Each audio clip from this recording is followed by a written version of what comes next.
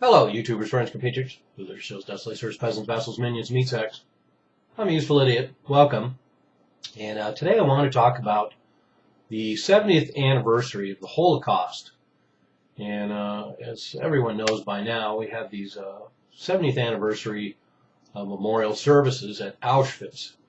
And once again, we find that even an issue like this that's so theoretically supposed to bring people together is just more political opportunism. And so I'm going to talk about the Holocaust as political opportunism. And I'm not going to get into the Holocaust industry that the state of Israel and the Zionist movement has created, because that's a much larger topic and something I would like to probably cover in another video. But we certainly know that the Holocaust is used to justify any and every outrageous policy of the Israeli government, and every kind of outrageous statement that comes out of Netanyahu's mouth taps into this global guilt that the Zionist movement has put on the world in order to facilitate the Zionist agenda. But like I say, that's a topic for another day. But we look at this Holocaust memorial in Auschwitz, and here we have the Soviet Union.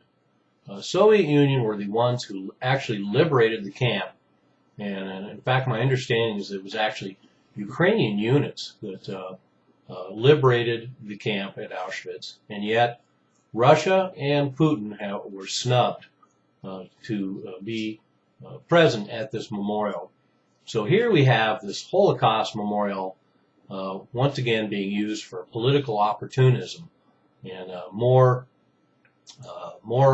divisiveness in the world. And the irony on top of that, of course, is that all these speeches given at this Holocaust memorial by all these hypocritical world leaders talking about how they want to stamp out all this divisiveness and all this religious animosity and all this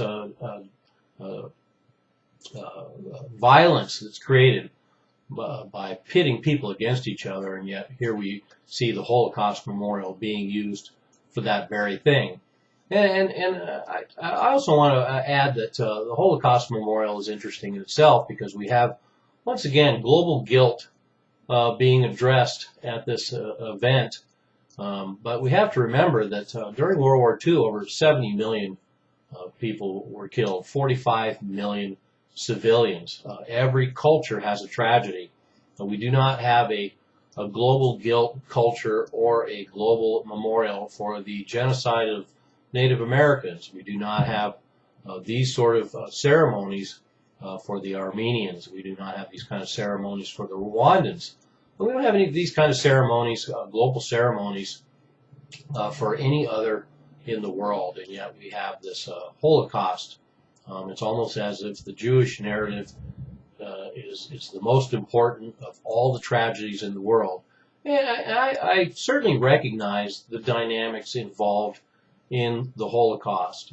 I realize the state's involvement in the systematic, very ruthless and efficient system that they set up for such a diabolical end result, or final solution, as they say. And I know there's many who question the Holocaust, and certainly all of these events, no matter how sacred or how revered they are not untouchable, and I think anyone should feel free to examine that material. I don't really want to go there myself, but I understand that culture, and I've seen some of the material, and some of it's fairly interesting. But overall, I have no reason not to believe that the Holocaust happened.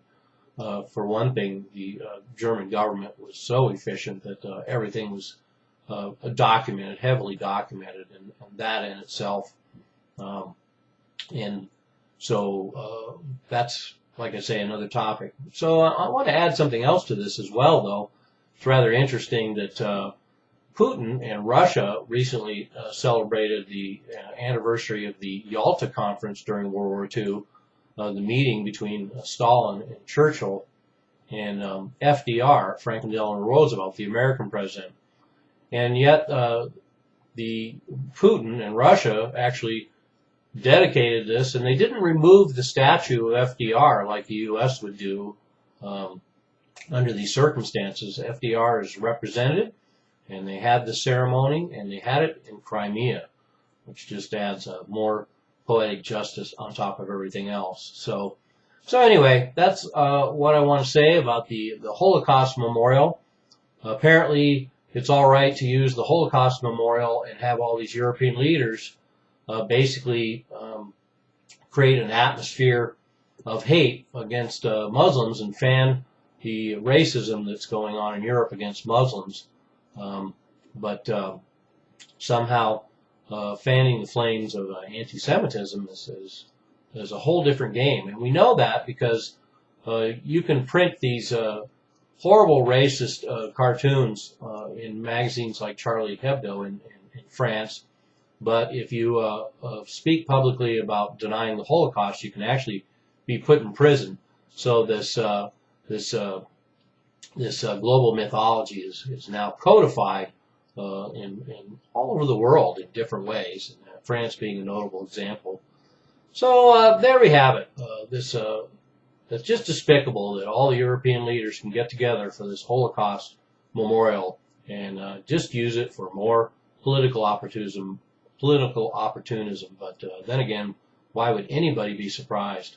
I'm a useful idiot. Don't you be one too.